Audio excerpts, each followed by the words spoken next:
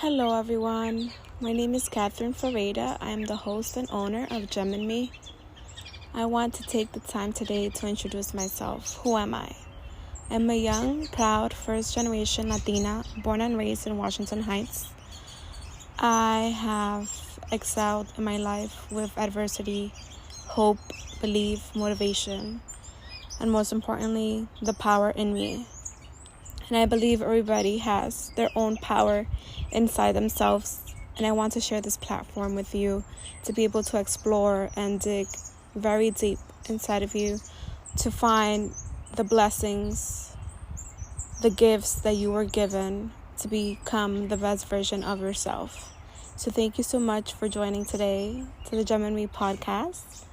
I hope to give you blessings, aha moments, many gifts really that you have within yourself to be able to unfold and find those within you.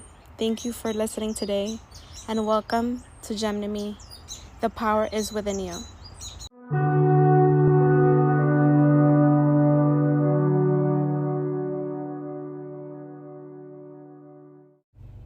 Hello everyone, Gem and Me here. Thank you so much for being here today. It is a pleasure and honor to be here with my best friend Kimberly Lopez.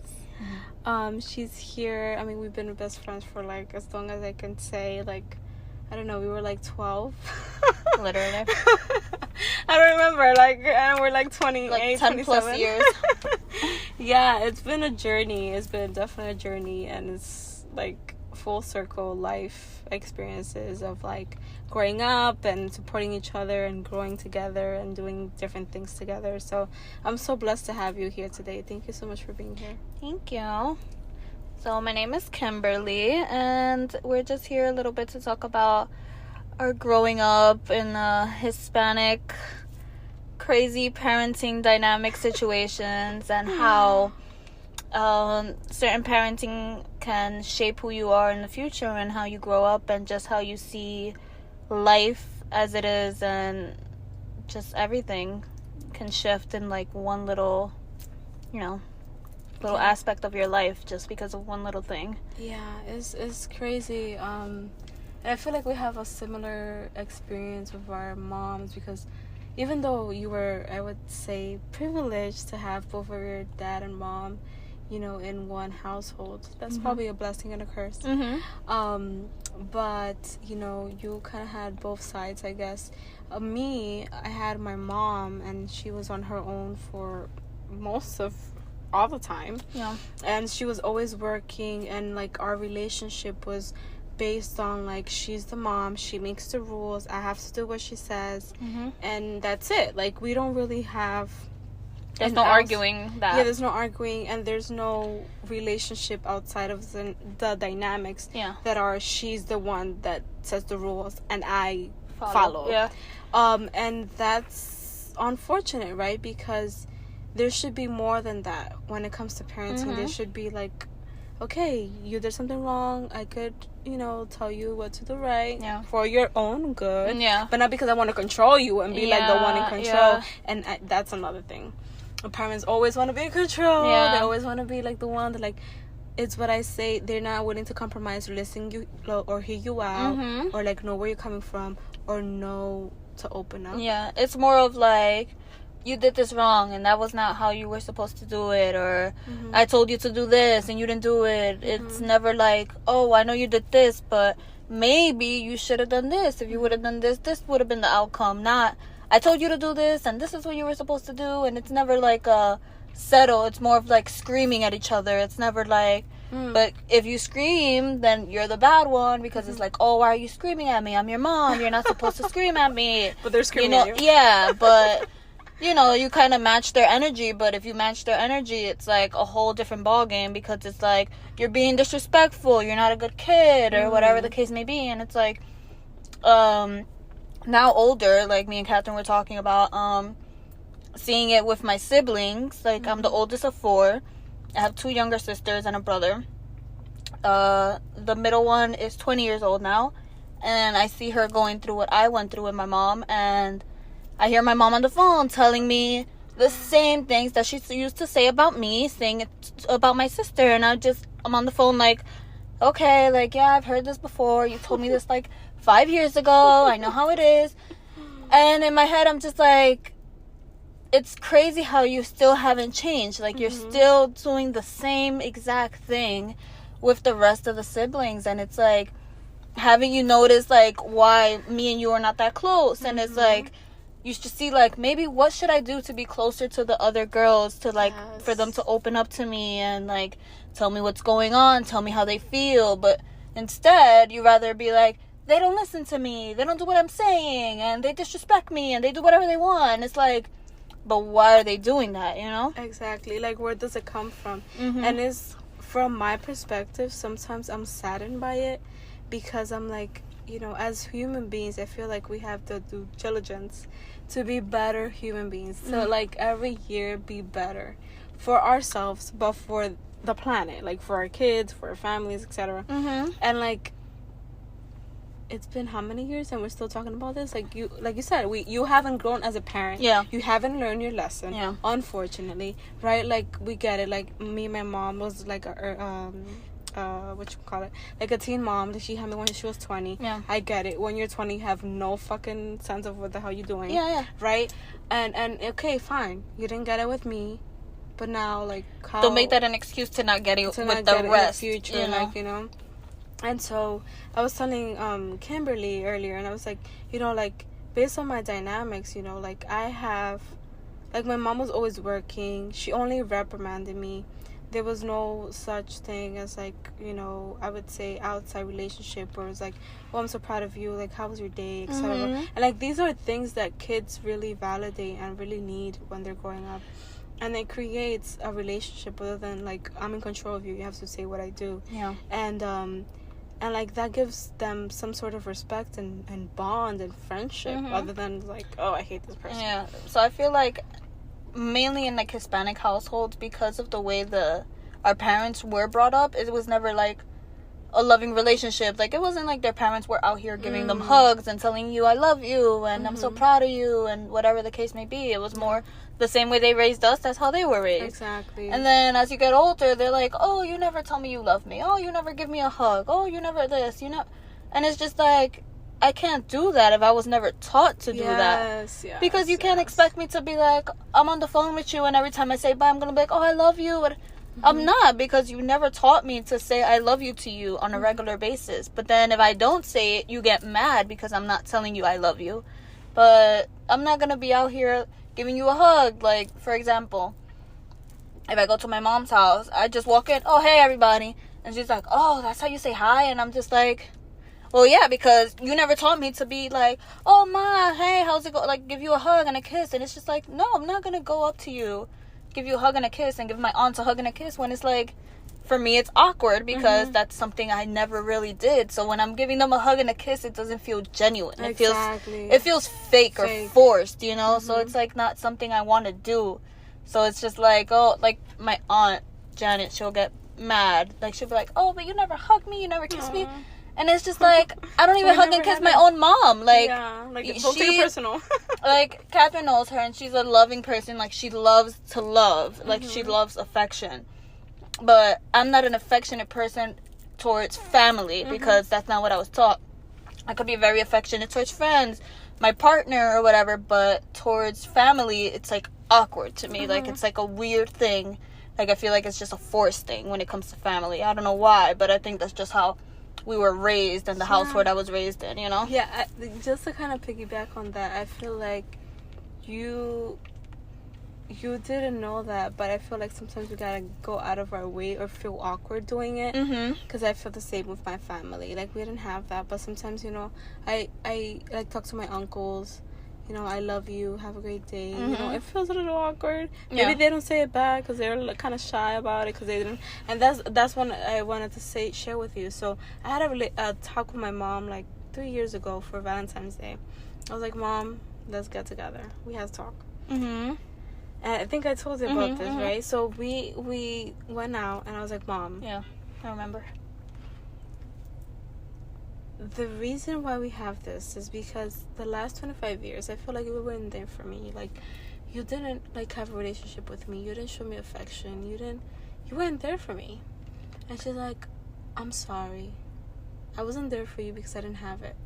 And that's when you came in, right? And you're like, oh, and you said it, like, the reason why we don't show affection towards our parents is because we didn't have it. Yeah. Right? And so my mom didn't show it to me because she didn't have it from her Exactly. mom. Yeah. And it's like a whole fucking it's cycle. A circle, yeah. And it's like, no, like, we have to break the cycle. Yeah. You know, we have to break the cycle because, okay, my grandma wasn't there for my mom, and my mom maybe not be there for me, but I will break that fucking cycle. Yeah, I will 100%. talk to my mom. And if I have to talk to my grandma, and when I have kids, God willing, I'll be able to talk to my kids another way. And that's the legacy that we have to leave because, you know, it's all based on, like, pain and void. Like, if you think about it, people look so happy back then. Like, the 90s, everybody talks about how fucking amazing it was. Yeah. I'm like, how the fuck it was amazing when you guys didn't even kiss or Nothing. say I love you Nothing. to each other? The only way that would happen is, like, you've been drinking all night, you're like, everyone's drunk, and it's like, oh, hugs, I love you, and this, and emotions. Okay. And that's when the emotions will come out, and I love you so much, and, you know, just because I don't show it, that doesn't mean I don't mean it. And it's just like, yes. And that's like, for example, with my dad, me, you know, we've always been very close because when I was younger, my dad lived in DR and he didn't come to the States till I was older. So I would go to him every year in the summer, spring break. And that's why I was so close with my dad. Like, I was jealous. I never wanted anyone to be near him. Like, no woman could be near him. It was only me. And then when he got here, it was a little different because it wasn't that bond anymore. Because it was just like being with him every day. It was like, it's not the same anymore. So then after a while, I started noticing, like, he would only want to have deep conversations when he was drinking. And as I got older, like, I realized, you know, I eventually told him, like, listen, if you want to have these conversations about relationship, about life with me, do it when you're sober. And he used to get upset because I used to tell him, oh, no me hable cuando te borracho. He used to get mad, and I'm like, you have to understand, like, you're coming at me, telling me how you feel and all this stuff, but it's like, but then tomorrow you're not even going to remember this conversation. So does this conversation even matter when the next day you don't even know what you talked to me about? It doesn't really apply. Exactly. So, like, I feel like being that way with my dad, I feel like now, being that I moved out and everything, like, you know, our relationship isn't as strong as I would want it to be, but, like, we still have that relationship. I just wish that it was more open, like how it used to be. But now when I see him, he's either, you know, it'll be like a party, or it'll be like a get together, and it's just like, we're never having these deep conversations because when we do have contact with each other, you're drinking or partying or whatever, and it's like, I would love to build that bond with him again, but I feel like it's kind of based around that, like, partying and drinking and things like that, that's when, like, sentimentals come in. So I feel like that's something I would want to work on with him, with my dad, but, you know, it's like one step at a time type of thing. Yeah, that's steep. It really is, because I feel like your dad's particular behavior or a way of being, if you will, that's our culture. Like, people, like we said, don't express their feelings. No. They only express their feelings, or if you notice, like fucking Dominicans, right? Dominicans, I'm Dominican. We fucking drink every day in DR, so we chilling, we're fucking drunk, so yeah, we're all happy. But when we don't drink, we're miserable. If we don't drink, like, if fucking alcohol would be banned in DR, like, everybody will be miserable, not happy at all. No one would like ever be like, oh, I'm so happy, I love you. That would not exist, because the alcohol is what brings out that emotion in people to be like, wow, I love this person, or like, you're the best, so, you know, you're my family, and you know, I'll do whatever it takes, so like, I'll do anything for you, I'm always here for you. So it really comes out with the alcohol. But then it's like, and it's sad, because it's like, I know it's not only in Dominican culture, because in a lot of just Hispanic cultures in general, like, it happens, because I've had other different culture, like, co-workers and stuff, and, like, I've related to a lot of things. Like, we compare stories, and it's just like, wow, it's so relatable. Like, yeah, you're from a different culture, but, like, it's the same thing when it comes to, like, parent dynamics. We'll talk about, like, mental health, for example, right? That's a big one. So, like, for example, mental health with him, it'll be like, you know, oh, you're crazy, you're just going through it, like, you don't know what you're talking about, nothing's wrong with you, you have everything you want, like, nothing's wrong. And I'm just like, it's crazy you said that, because for my culture it's the same thing. Oh, ay, yo no me siento bien, estoy depresivo, tú no tienes nada, you're fine, nothing's wrong with you, you're crazy. Like, nothing. Figure it out. Figure it out. Yeah, don't even worry about it. You have everything in life. What do you have to be sad about? And I'm just like, it's so crazy how, like, it's literally a Hispanic thing when, like, showing love is not part of the culture. It's just dismissed. not. It's dismissed.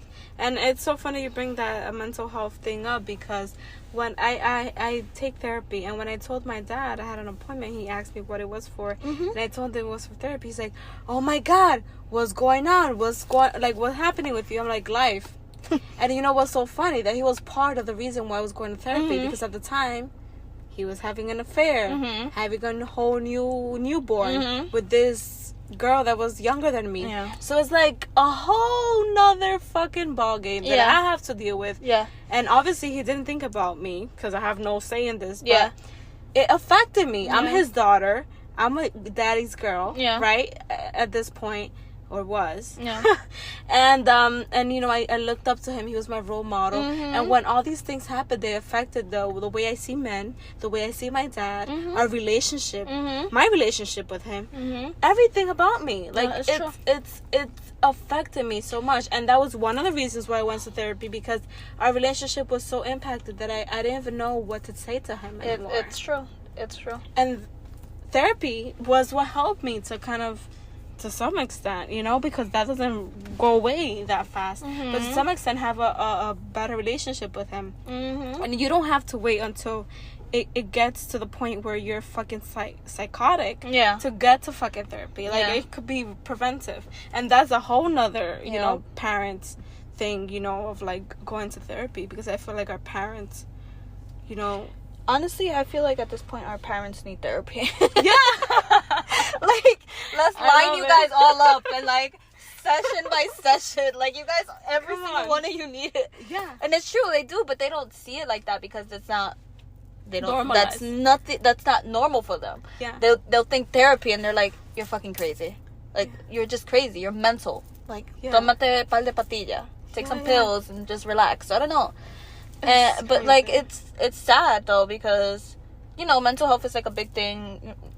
Everyone has their own different forms of mental health. Everyone goes through it differently. Like, I can't sit here and be like, oh, that's mental health is stupid, because it's not. Like, a lot of people go through it in different ways. Like, I can't say I've never been depressed before, I've never gone through it. Like, I can't say that, because I have. Like, I go through it on my own. I'm not here like, oh, I'm depressed. Like, you know, I'm like here and I don't know what to do, and work and money and like, you know, but it's not like I can go and be like, Ma, like, I'm going through this, and you know, this is happening. And like, I feel like I've talked to my mom about that before, like, when I was going through things, and it's just like, I'll tell her like, you know, I'm struggling or this and that, and she'll just, instead of telling me like, oh, you know, you'll get through it, she'll be like, well, I'm struggling too. And I'm just like, oh, okay, I thought you were gonna help me with this, but like, you know what? And I'll just be like, you know what, I don't even want to talk about it anymore. So like, I feel like there's certain things that you can open up to your parents about, but then there's like certain things that is like, they're not gonna help you. They're not. And you know what's so funny? I had a conversation with a friend yesterday, actually, and we were talking about, it's like, in the place that we're in, we're fighting generational trauma, you know, society, you know, statuses or norms, right? We're fighting society and like trying to build ourselves and be like known and recognized. We're fighting our inner demons, because we're actually figuring it out right now. And we're fighting so much that our like parents didn't figure out. And at the same time, you know, family, right, quote unquote, supposed to be there to support you, Yeah. but they have no idea what the fuck you're doing because they haven't done it themselves. So, like, expecting them to know or support you through that process is, like, impossible. Yeah, but they have because no they idea. have no idea what's going on. They don't know idea. all the shit that you're going through. Like, now, like, women are like mothers, they're spouses, they're business owners, they're workers, they're like everything. And they're parents to their parents. Yeah, literally they're literally parents to their parents. And it's like so much that we have to deal with right now, and it's so hard to like wrap ourselves with it. And I told my friend when she told me that, she's like, oh, I don't have my family's support. And I'm like, I totally get it, because I feel you, girl. I'm with you. And the reason, like you said, you can't expect from somebody what they don't have, or what they don't know. Yeah, you can't expect love from someone that never got love. Exactly. Yeah. So it's like, yeah, you're my mom, you love me and I love you, but it's like you don't know how to express that love, because you see expressing your love as like disciplining me or telling me what I have to do to be better, instead of telling me what you're doing is enough. Instead of being like, oh, I'm so proud of you, you've done so much, like, take a break, like, be happy with what you are. It's more like, well, what are you gonna do next? Like, you accomplished this, now what are you planning to do now? And that's something. that kind of came to me right now, what you just said, of like the parents kind of like, oh, what's the next step, and not being enough, because I feel like sometimes we do that to ourselves, especially as adults, where we reach a point in life where we're like, oh, I got this, now what? Right? Or like, this is not enough, or whatever it is. Like, we're always looking at that, right? But like, our parents are trying to kind of compensate, look at like what they haven't accomplished, right? To kind of put that on us. Yeah, it's true. Like, oh, I didn't get here, but you have to fucking get here. And there's like so much pressure on us, because obviously we're grateful for all the sacrifice they did to get to this country, but that's a whole nother ballgame. It's true. So like, basically, to like kind of wrap it up, is like, now I think as we're older, and being that we went through all this with our parents as in childhood, I feel like now grown, I get it a little, like I understand it a little more, because it's like, my mom was so strict, and but then I'm like, where would I have been now if she wasn't that way with me? Like, maybe I would have not have a career now, maybe I would have not had a house, maybe all these things. And like, it comes to my mind, and I'm just like, she was this person with me, and I get it, she didn't show me the love that maybe a child should have, but like, I appreciate everything that she did, because it made me the person who I am today. Yes. And like, I feel like a lot of people nowadays don't see that, because they're just like, oh, but my mom was horrible, my parents were bad, but then it's like, but look at where you are because of them, Right. So like, yeah, a lot of people have been through childhood trauma, everybody's been through it, in their own ways.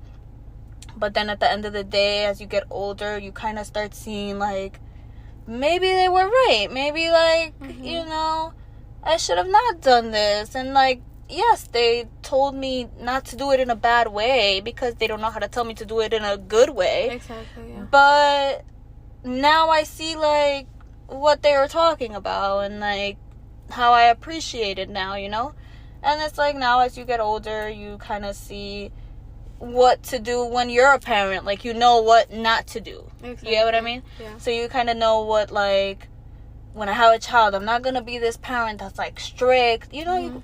Everybody parents their own way. Right. But like, you're not gonna be like, I'm not gonna be like my mom, I'm not gonna do this.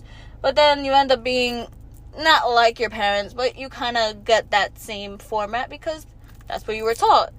So like, we were talking, like, oh, our parents don't know that because they weren't taught that. Right. But then it's like, at the same time, we weren't taught that. So then now we have to try to, like, when we have our own kids, we have to try to be like, I wasn't taught this, but I have to teach my kid to not do that. Like, I have to show my kid love. I have to be open with my kid. I have to show them, like, they can come to me, and like, I'm not gonna be disciplining them. I'm gonna understand them instead of like telling them not to do certain things. You know what I mean? So I feel like that's kind of the topic, like just growing from it. Yeah, I feel the same way with you, and I feel like the two main words or concepts that come to mind right now are awareness and healing, right? If you're aware that there's a problem in our parenting styles, in our past, in our childhood, in our upbringing, you try to make a difference, right? You're aware there's a problem, so let's fix it, right?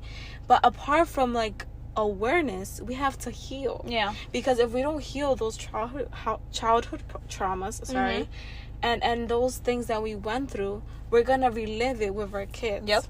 So that's when it comes to like, okay, figure out like what's triggering you, why you have the dynamics you have with your parents, talk to them, heal with them, bond with them, try to like maximize your time with them, because obviously we have limited time on earth. But I'm pretty sure that dynamic and that healing that you have towards your parent is gonna carry when you do have your kids.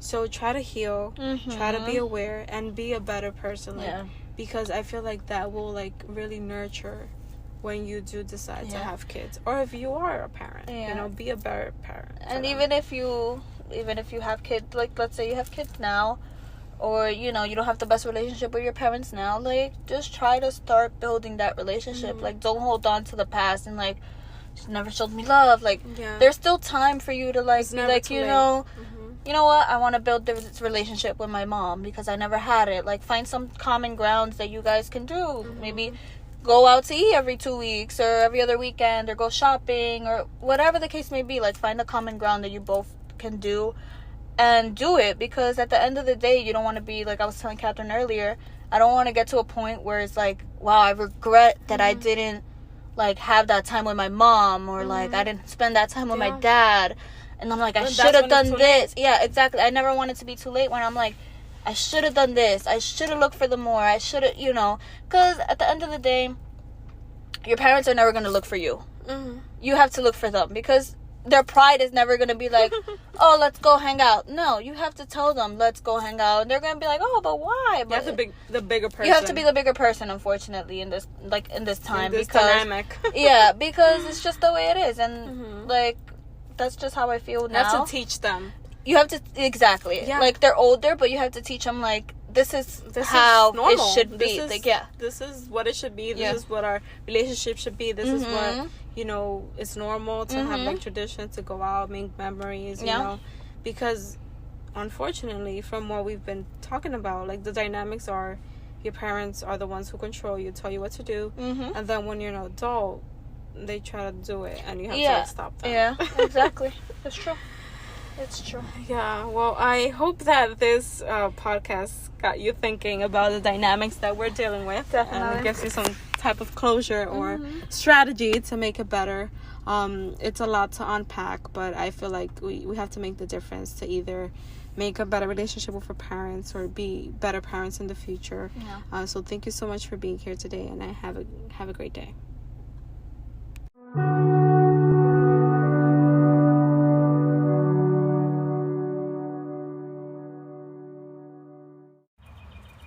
Hello everyone, thank you so much for listening to today's episode. I am so grateful that you're here listening to my podcast, Gem and Me.